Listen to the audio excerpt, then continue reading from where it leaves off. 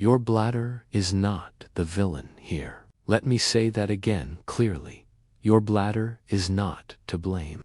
If you are waking up 1, 2, even 3 times a night to use the bathroom, the root of the problem may not be your bladder at all. In many cases, the real issue starts much lower in your body, in your legs. Right now, as you sit and read this, gravity is quietly doing what it has always done.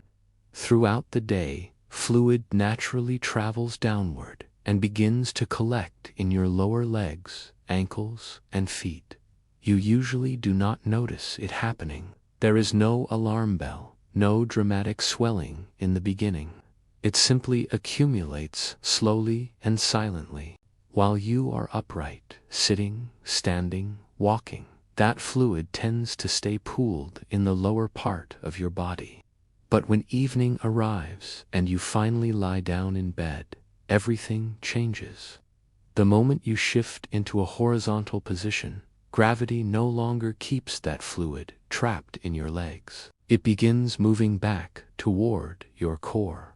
And where does it go? Straight to your kidneys. Your kidneys are incredibly efficient. They do not care whether it is 2 o'clock in the afternoon or 2 o'clock in the morning. Their job is to filter fluid and create urine. So when that pooled fluid suddenly returns to circulation at night, your kidneys respond exactly as they are designed to do. They filter it, they produce urine, and your bladder fills. That is why you wake up at 2 a.m., then again at 4 a.m. And by morning you feel as if you barely slept at all. If this sounds familiar, you are not alone. And the good news is this: there is something practical you can do about it. Today, you are going to learn 3 simple techniques that help move excess fluid out of your legs before you fall asleep. Not at 3 o'clock in the morning. These movements require no equipment, no complicated routines, and no special fitness level. Just a few minutes of focused effort before bed. Many people begin noticing improvement within 3 to 5 nights. We are going to gently activate circulation, manually assist fluid return, and use positioning and breathing to encourage drainage while calming your nervous system at the same time. Let's begin with what I call the seated calf pump. Think of this as your warm-up.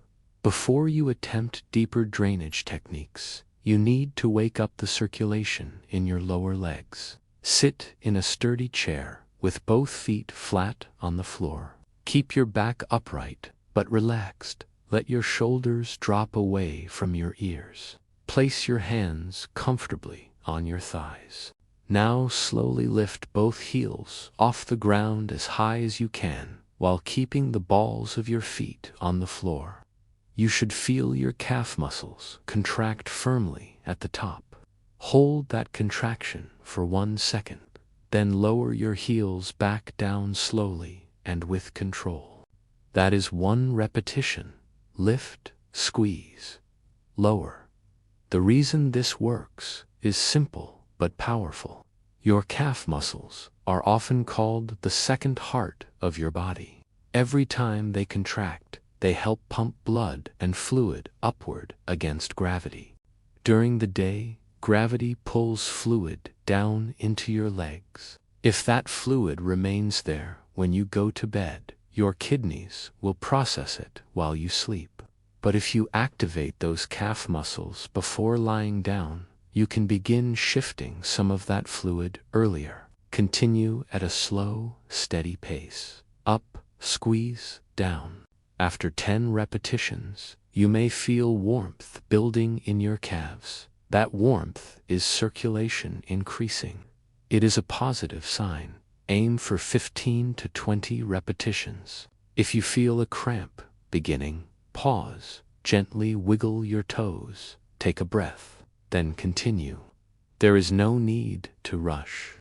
When you finish, place both feet flat again and notice how your legs feel. Slightly lighter, slightly warmer, more awake. That was your preparation.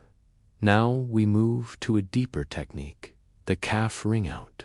This method physically assists fluid movement from the lower leg back toward your heart. Sit comfortably on your bed or chair. Cross your right ankle over your left knee, forming a figure 4 shape. Your right calf should now be relaxed and easily accessible. When the muscle is relaxed, it becomes softer and easier to work with. Place both thumbs along the back center of your calf. You may feel a natural groove running between the two main muscle sections. This area contains important vessels that return fluid upward. Wrap your hands around your calf as if you are holding a thick rope. Start just above your heel, near the Achilles tendon. Apply firm but comfortable pressure. Then slowly slide your hands upward toward the back of your knee in one continuous motion. Imagine you are gently wringing out a wet towel. Release. Return to the bottom. Repeat. Each stroke should travel from heel to knee, never the other direction. This direction matters. Pushing fluid downward works against your body's natural drainage pathways and may worsen swelling. Perform 5 to 6 slow passes on this leg. The pressure should be steady and meaningful, but not painful. You should feel the muscle tissue moving beneath your hands, not just skin sliding. After the squeezing strokes, open your hands flat. Using your palms, perform long, smooth strokes from ankle to knee with moderate pressure, about 10 passes. These finishing strokes help encourage final drainage and smooth the tissue. Now switch legs. Cross your left ankle over your right knee. Locate the groove. Begin the heel to knee squeezing motion, 5 to 6 passes. Then 10 palm strokes upward. When you complete both sides, pause. Notice the sensation in your calves and ankles. They may feel lighter, less tight, slightly less puffy. Some people even notice a mild urge to urinate shortly after this massage. That is a positive response. It means fluid has already begun shifting into circulation earlier in the evening instead of deep in the night. Take a slow breath. We are now ready for the most powerful technique of the 3. This final method combines gravity, controlled breathing, and guided relaxation. It is called the 4-7-8 leg drain. First, positioning. If you have access to a wall near your bed, lie down on your back and gently place your legs up against the wall. Your hips do not need to touch the wall. Adjust your distance so your hamstrings feel comfortable and your lower back rests naturally on the surface. If a wall is not practical, stack 2 or 3 pillows under your calves at the foot of your bed. The critical principle is this: your feet must be elevated above the level of your heart. This allows gravity to assist drainage instead of fighting against it. Once your legs are elevated, place one hand on your chest and one hand on your abdomen. Now we begin the breathing sequence. Inhale slowly through your nose for a count of 4. Feel your abdomen rise. Keep your chest relatively still. Hold the breath gently for a count of 7. If 7 feels too long at first, begin with 4 and gradually increase over time. Then exhale slowly through your mouth for a count of 8. Purse your lips slightly as if blowing through a straw. Empty your lungs completely. That is 1 cycle. Continue for 4 full cycles. This breathing pattern activates the vagus nerve, a major pathway of your parasympathetic nervous system. When stimulated, it lowers heart rate, reduces stress signals, and shifts your body into rest and digest mode. Deep, uninterrupted sleep depends on this shift. After completing the breathing cycles, allow your breath to return to a natural rhythm. Keep your legs elevated. Now, gently bring awareness to your toes. Silently tell yourself they are relaxed, heavy, and warm. Move to your feet, your ankles, your calves. Imagine any heaviness slowly draining toward your center. Continue upward through your knees, thighs, hips, and lower back. Let the mattress fully support you. Picture excess fluid flowing away from your legs, collecting in your core where it can be processed now, not hours from now. Remain here for 2 to 3 minutes. When you are ready to come out of the position, bend your knees slowly. Roll to one side. Use your arms to push yourself upright. Sit at the edge of the bed for 10 seconds before standing. We are not done yet. The final step before sleep is something called double voiding. Stand and walk calmly to the bathroom. Sit down to urinate. Yes, even men benefit from sitting during this step because it allows the pelvic floor to relax more completely. Empty your bladder as usual. When you feel finished, remain seated. Lean your torso slightly forward and backward a few times. Take 2 slow breaths, then attempt to urinate again without straining. Often, a small additional amount will pass. This small amount can mean the difference between sleeping until morning or waking up at 3 a.m. Do not force. Do not push. Relaxation works better than effort. These techniques are highly effective when nighttime urination is linked to fluid retention in the legs. However, not all nighttime urination has this cause. If you experience burning during urination, persistent pain, fever, sudden worsening symptoms, extreme thirst, or difficulty starting urine flow, you should consult a healthcare professional. These exercises support daily maintenance. They do not replace medical evaluation when warning signs are present. But for many people, simple fluid management before bed can dramatically improve sleep quality. Small, consistent steps create lasting change.